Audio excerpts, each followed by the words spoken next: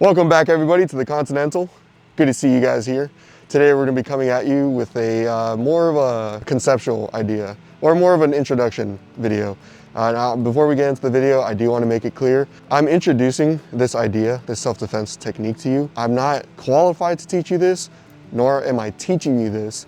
I just simply want to introduce the idea that there are a variety of different ways to self-defense shoot. I wanted to introduce it since I had taken a course and I thought it'd be really interesting to share it with you guys. So as you guys can see, I'm in my gray man outfit, just a chill guy, you know, outside of the camouflage helmet. A lot of people carry an appendix, but lately I've been kind of moving towards 4 o'clock. The reason being is that, in my opinion, draw time, and this could be a separate video if you wanted to test it, but in my opinion, draw time is very similar to 4 o'clock as to appendix.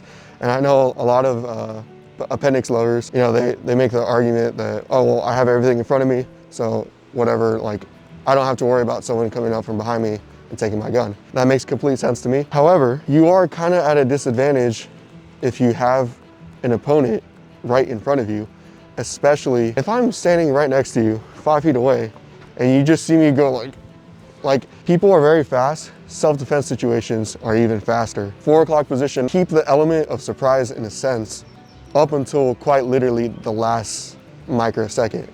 And let me kind of give you, like, run a situation by you. If someone comes up to me and they're trying to rob me, or they're like a perceived threat, I can give the impression and the illusion that I'm basically defenseless up until the point where I draw. If someone asks for my wallet, they don't know where my wallet is, I'll be like, yeah, sure. If you're the person that I'm talking about, when I shift my body position to over here and I start reaching for my wallet, you really don't know what I'm reaching for up until the last second. And by this point, it's already too late. If I were to do appendix carry, that is quite fast, I agree. But from your perspective, if I already start going like this, and if you know anything about guns, you can already tell that I'm looking to draw. And that could give you maybe a half second, a second indication to react to what I'm doing. Assuming that I'm complying with your orders in this hypothetical situation, there's hundreds of situations, just bear with me. You really don't know what I'm doing up until the last second, and by then you already have rounds in your chest. Once you draw, you're gonna pull out the pistol, go ahead and conjoin your hands together into the center of your chest, into your sternum. Now, this technique is very, you do have to be very practiced and very well trained, and that's why I'm saying this is an introduction, a conceptual introduction, not a tutorial. Please do not try this at the range. Actually, I was gonna recommend, if you do wanna practice it at home, either dry fire or, believe it or not, airsoft gun. After you draw, and the best part about it is that if you're surrounded by multiple attackers, you can basically quickly change your firing position or angle. Once I draw, gun in the center of my chest, I'm holding it right here. I roll my shoulders back so that I kind of clear line of fire. And then from here, I can shoot. The instructor that I took the class with, he loves saying, shoot zipper to zipper.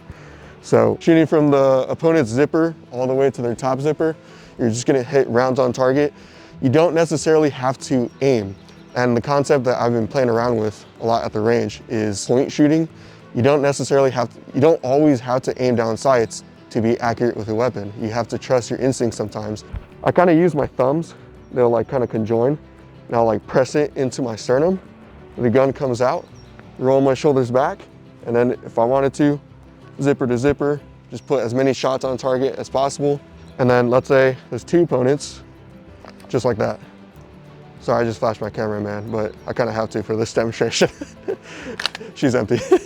If someone tries to grab your gun with your elbows, you can roll them off you and then take a step back, reassess, and then continue to engage your target.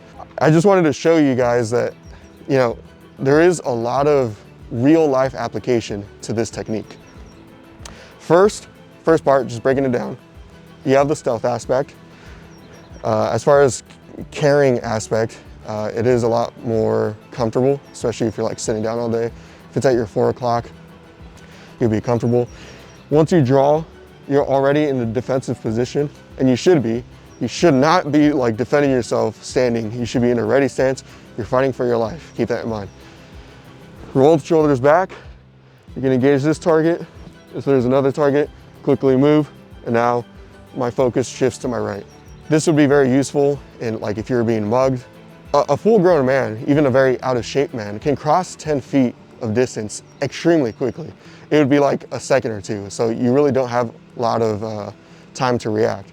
So that's, in my opinion, the advantage of using this technique, because now just from here, you're already in a defensive position. So that's about it for the conceptual idea. Hope you guys like it. I'm not sure if this technique has a name yet. Please don't take me straight to jail if I got it wrong. I like to see what you guys think about it. Maybe you guys have some other self-defense techniques. I know for appendix carry, a lot of guys, they'll draw and they'll kind of shoot from this position and they'll keep shooting rounds on target. They'll keep shooting rounds on target until they like fully present. I kind of like this concept because you keep your element of surprise up until the last second. You're in a defensive position. And this is all about speed because you're fighting for your life. So you need shots on target. It doesn't need to be pretty. This is real world application. And if needed, you can engage multiple targets and protect yourself from, from someone trying to disarm you, which in my opinion is a little bit harder to do, a little more difficult when you're in this position. Like, I mean, if someone grabs your firearm, I mean, yeah, you could always wrestle it, but there's not really a technique there. You're kind of just like, unless you're like a trained martial artist, you're kind of just winging it, if I'm gonna be honest. Hope you guys liked the video. Let me know what you guys think about this concept. When I first, got it introduced to me, my bad guys. When I first got it introduced to me, I thought it was very interesting, and I wanted to go ahead and share it with you guys. And that's about it for today. I really appreciate you guys. Make sure to like and subscribe. We really appreciate you guys. Maybe we can hit 900 by tomorrow. Okay, I'll see you.